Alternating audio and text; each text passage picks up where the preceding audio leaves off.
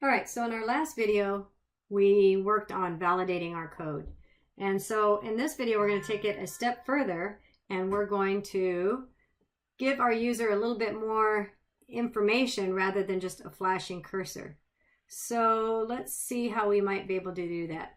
Okay, so I have this input box, and next to the input box, there is a potential error, and that is that they didn't put in their first name. So I'm going to put in a span, because spans are similar to divs, except they don't start a new line. They just are inline, so they'll just keep on the same line as long as there's room.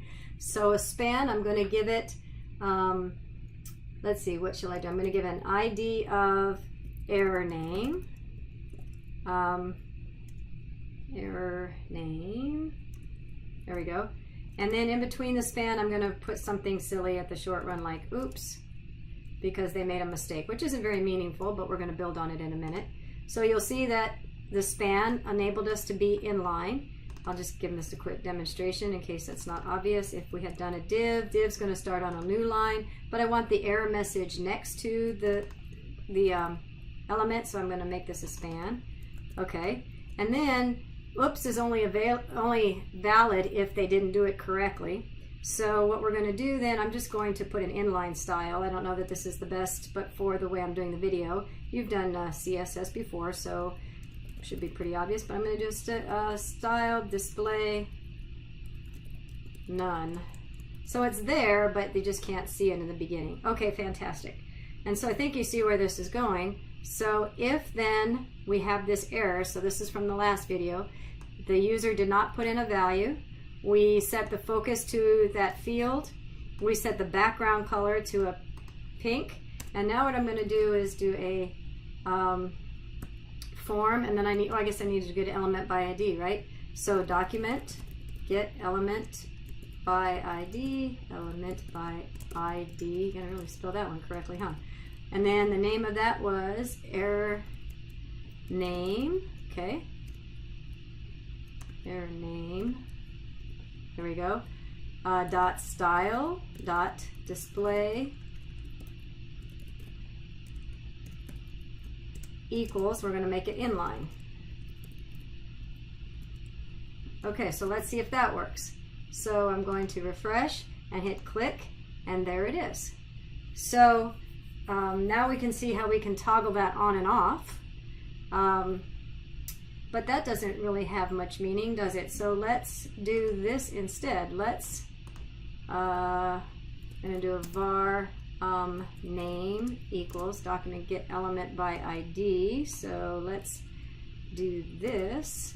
Name dot style dot display inline. Okay, and let's give it a little bit more meaning. Name dot style name dot inner HTML equals asterisk, please enter in a name. So now we're giving a little bit more meaning, assuming I did that correctly. So shift F5 and now click, please enter in a name. So that makes more sense. All right, let's just kind of elaborate on this thought. Let's say that not only do they have to, not only is their name you don't want it to be blank, but I also want to make sure that for some reason I don't want a name that is less than three characters. I don't know. I mean, it's just, we're just kind of swimming here. So if form dot first dot value or dot value dot length, the length of the value is less than 3, then, and I agree that we shouldn't be repeating code, but we're going to, maybe I'll change the error message, but anyway, just make this quick and easy. Name.innerHTML is now going to be something like must be more than 3 letters, something along those lines. So now let's see if that works. So now I'm going to type in an A, and sure enough, must be more than 3 letters. If I let it blank, then I'm going to get a different error message. Oh. Now, why did that not? Oh, because it's neither. So that makes more sense. Okay, so logically, this it's getting, both of these are applying true, right?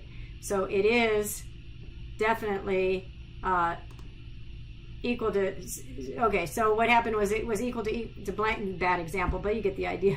So if it was, I'd have to clear up my logic on this. I've got a logic error. So it's definitely, this is rendering true because first name is definitely empty string, but first name is also less than. Maybe we'll do an and form.first.value.length is greater than 0. That should change that. Okay, so let's see. So now, please enter in a name. So I'm just going to enter one letter, and must be more than 3. So now if I delete that, all right, there you go. So you're starting to see how you can, without, obviously you got to figure out ways to make it less repetitive code, but you're starting to see the value and the power of JavaScript.